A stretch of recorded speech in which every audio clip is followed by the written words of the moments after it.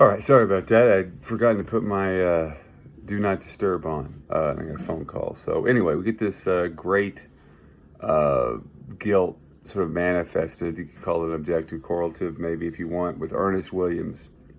When as she's leaving, he sees Ernest across the street. And we get this image. First of all, he's in Bermuda shorts, his stomach's hanging out. Looks at Leo and Tony as he sprays his begonias. It's almost as if he's washing them. And then we get this backstory. Once last winter, during the holidays, when Tony had the kids, we're visiting his mother's. I think it's nice to point out that it's his mom's. And I'm going to sneeze again. Oh my gosh, this is a mess this morning. Maybe I'm going to sneeze.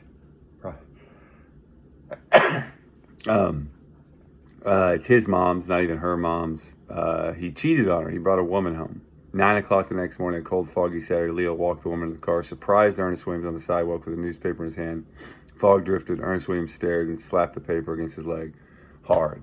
It's like that smack, that sound. It's just, even this physical sound, like this sensory detail that triggers this guilt in him for many, many things. And in one case, the fact that they're bankrupt, that he has to send his wife out to sell his car. She's had to use herself. I mean, he's not sending her out to say, go have sex with, these car salesmen. He just knows that there's a certain amount of sleaziness involved in this act.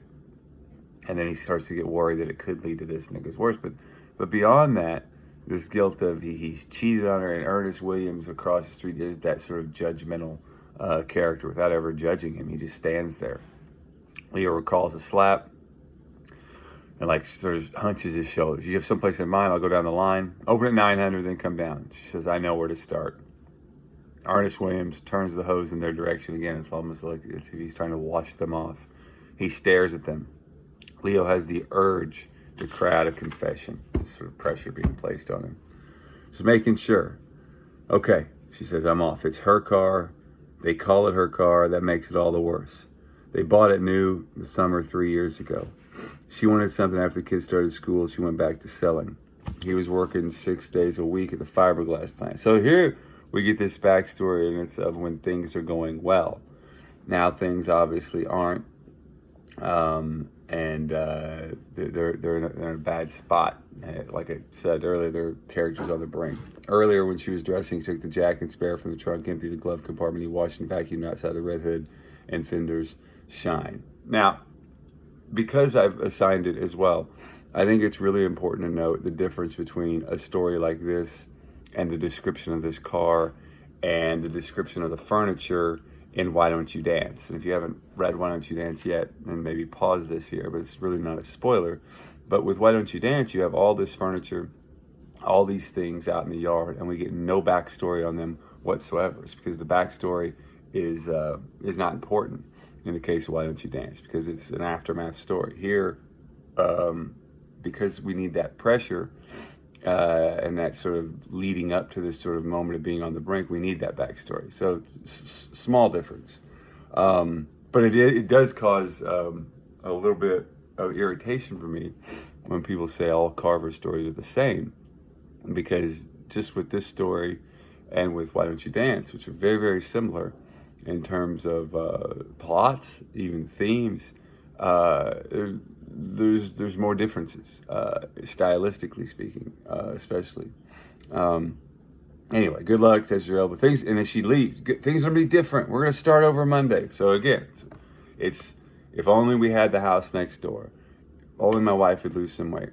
As soon as we get the car sold, with Jerry, Molly, and Sam, if you've read it, it's if get rid of the dog. With Are You a Doctor? It's just if only I had somebody to talk to. All these things. This time next week, ancient history. She waves back, she changes gears, starts ahead, she accelerates. Tires give a little scream. The tires there being sort of personified, and it's foreboding, if you will, of what's to come. Okay, so that's it until she gets home at dawn. So we get about 3-4 pages of this story where he is by himself in the house. How do you do that? I think it's a lesson on how to do it. First of all, the drinking adds the pressure. You can count the number of drinks along the way and kind of see this. I mean, he gets very, very drunk in a short period of time, and you can kind of see that play out. I think it's a hard thing to write well, but I think Carver does. In the kitchen, Leo pours scotch and carries the drink to the backyard. So that's drink number one. Thinks about the kids. They're at his mom's. They wrote a letter. We like grandma. We have a new dog called Mr. Six. He's nice. Wave him goodbye. So quick, efficient way. Kids in the background. Goes back in. Drink number two. He adds ice. Sees his hand tremble. Then he thinks about his father. And his father telling him about a neighbor who went bankrupt. And it makes him think about bankruptcy and adds that sort of pressure there. Then we get, again, this next paragraph, this long paragraph, is as big a piece of exposition you get in early Carver. And it's basically the metaphors, the miles. They still had furniture. Tony, the kids still had clothes. They were exempt. What else? Bicycles for the kids. Those have been sent to his mother's. And then we find out, like, where the money went along the way. There's all kinds of things that aren't tangible that they spent money on. And there's this line that Tony says at some point when they're thinking about, when he's thinking about the past and about how they spend this money. Tony said, I had to do without when I was a kid. These kids are not going to do without, as if he'd been insisting they should. She joins all the books clubs. We can have our books around. So it's what I talked about last time with They're Not Your Husband, this incredible way that Carver can tune into the psychology that goes into buying shit you don't need, no matter who it is, no matter what sort of class you come from. And also in sort of this non-judgmental way. You see, certainly they're making bad spending choices, but you also understand sort of the human element to it. There's a nice metaphor for the failure in that when they buy this pedigreed dog that they paid $200 for, and then it gets hit by a car a week later. Now his undershirt's wet. Why is his undershirt wet? It's because that last paragraph made him think. He's sweating, frustrated. He can feel the sweat from his underarms. He sits on the step with an empty glass and watches the shadows fill up the yard. It's your classic sort of Hemingway darkness image, death incoming. He listens to traffic on the highway, and then he thinks about suicide. Wonders if he should just go inside to the basement and hang himself.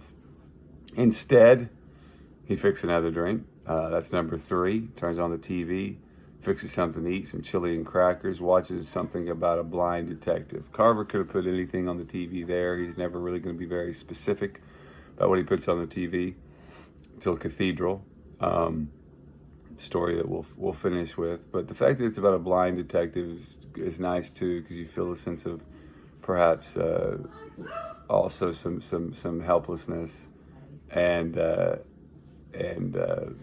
sense of pressure as well. Clears the table, washes the pan and the bowl, puts them away, allows himself to look at the clock. He's struggling here because now he doesn't want to see how long it's been that she's been gone, and he's worried about that. Now that's going to add extra pressure once he does. It's after 9, so she's been gone 5 hours. He pours scotch, adds water. That's drink number 4. Goes to the living room, tries to sit on the couch, but he can't really. His shoulders kind of hurt. And then we see he goes for another drink. That's drink number 5. It's 10 o'clock. Note the drinks are going by faster now. He starts to say, what's going wrong? He goes to the kitchen with more scotch. That's drink number 6. Then the telephone rings. It's her. That Carver telephone call. Where are you? Here's piano music. His heart moves. I don't know. She says, someplace. We're having a drink. We're going to go someplace else for dinner.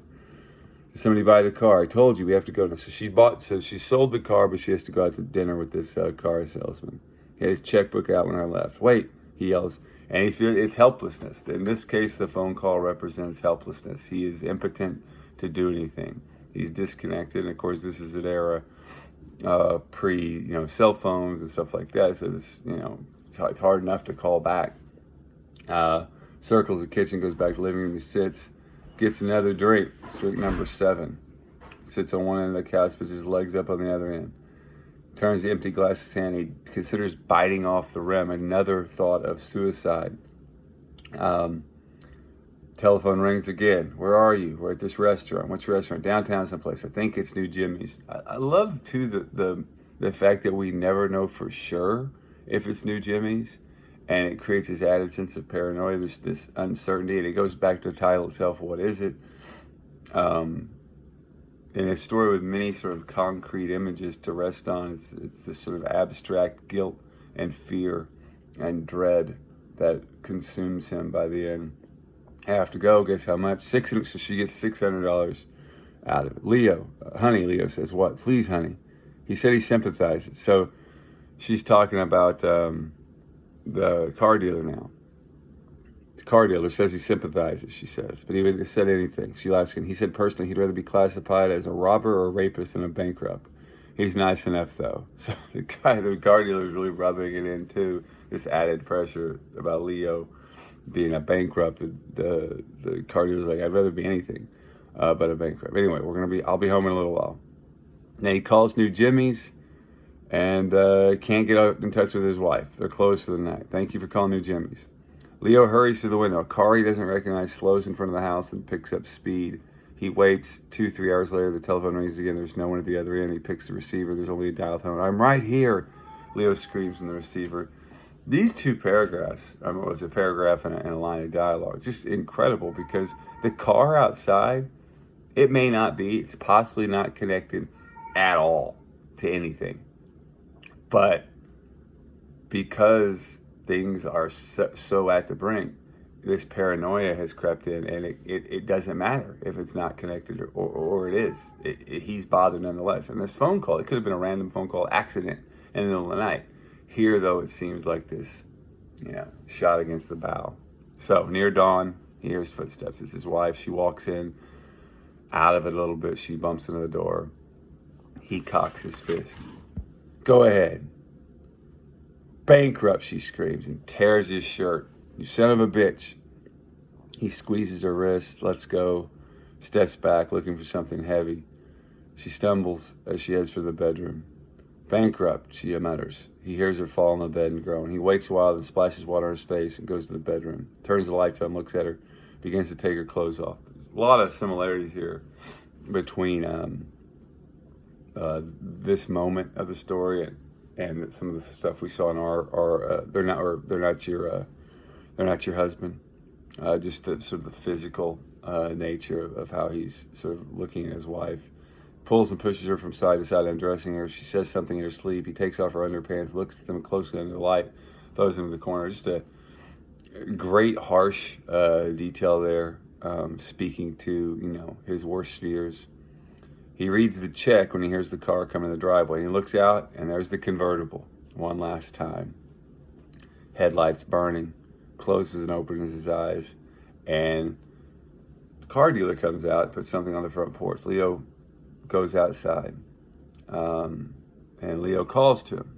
And it's her makeup pouch that the car dealer's left. So clearly she's spent the night with this car dealer. "Wait," Leo calls.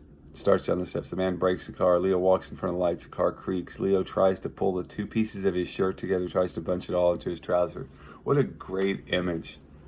So simple, but a way of just showing this guy trying to keep it together. And he tries to tuck in his shirt, which is ripped. "Wait, what is it you want?" The man says. "Look," and you get this feeling like Leo's maybe going to cause a scene here or attack. And he says, "I want to tell you." And then he sees Ernest Williams' light go on the bedroom, and the shade rolls up. And it's a reminder of Leo's affair. It's a reminder of his own culpability, his total culpability in this. And all he can say is Monday, that hopeless sense of Monday. And the car dealer's like, "Yeah, okay, Monday, sure. Well, good night, take it easy. Monday. All right, that's right." And then one last insult to injury, the car dealer asks, "Do you mind telling me, are these actual miles?" And what he means by that is, some of you may know, is that there was a time when your odometer wasn't digital, and people would actually roll it back, if you knew how to lie about how many miles a car had on it. So, insult to injury, it's basically saying, all right, are you lying about you're bankrupt, you had to sell your car, you lying about the miles on it. The guy's like, it doesn't matter.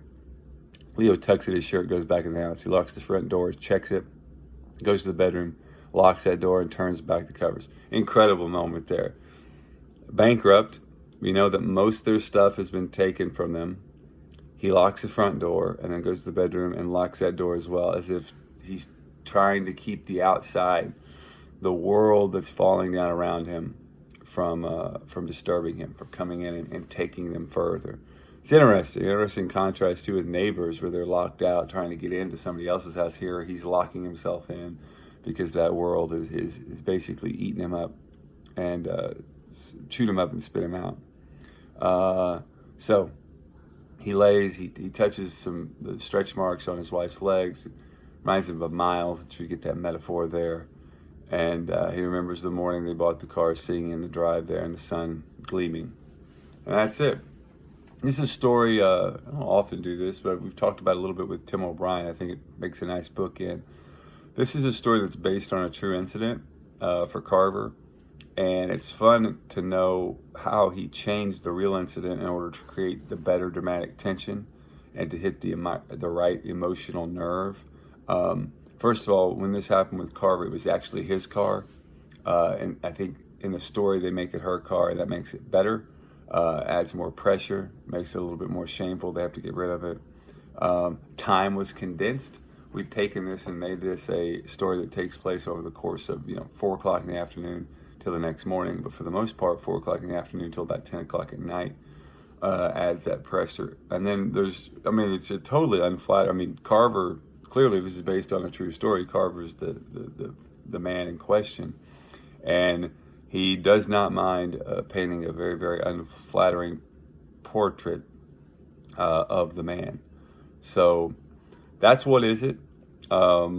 Please, if you listen to this, I'm going to be posting a few of these throughout the day. If you listen to this lecture, you read What Is It, please read Why Don't You Dance Next, and think about how these stories go together. In fact, I might just combine the discussion forum for these two stories. It's not a sequel, it's not the same character, but they're certainly covering some of the same ground, but at the same time they're approaching it in vastly different ways. All right.